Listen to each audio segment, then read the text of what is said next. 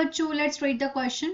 Study the given figure carefully. It reveals spray of mucus droplets that fills the air on sneezing based on your study of the topic and related concepts. यहाँ पे एक person दिया हुआ है.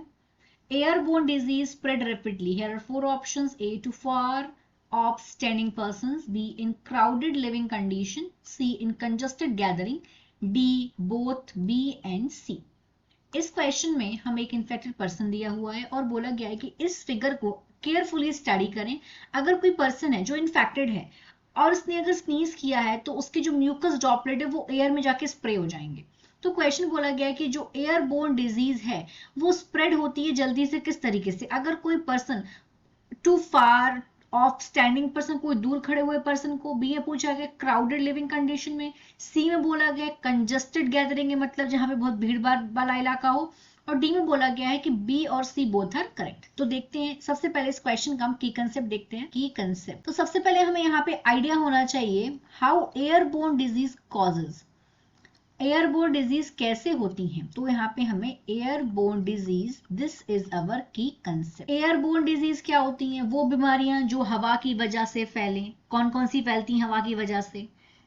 ऐसी कौन कौन सी बीमारियां हैं जो इससे फैलती हैं? एक तो हो गया ट्यूबरकुलोसिस, दूसरा हो गया कॉमन कोल्ड, ये भी एक एयरबोर्न डिजीज है.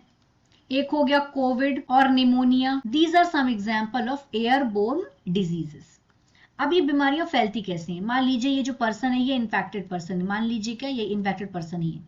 अभी जो इन्फेक्टेड पर्सन इसने जब स्नीज किया तो जो म्यूकस के ड्रॉपलेट्स हैं, कुछ लार्ज ड्रॉपलेट्स होंगे, कुछ स्मॉल ड्रॉपलेट्स होंगे.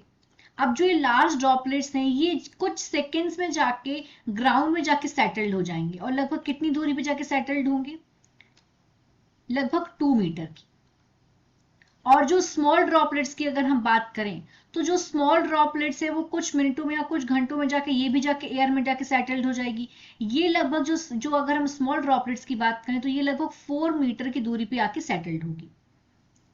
अब जो हेल्दी पर्सन होगा वो अगर इस डिस्टेंस के आसपास होगा और वो इस एयर को जाके इनहेल कर लेगा तो उसको भी ये डिजीज हो जाएगी. अब इस बात से हमें क्या समझ में आ रहा है कि किस पर्सन को ये बीमारी हो सकती है.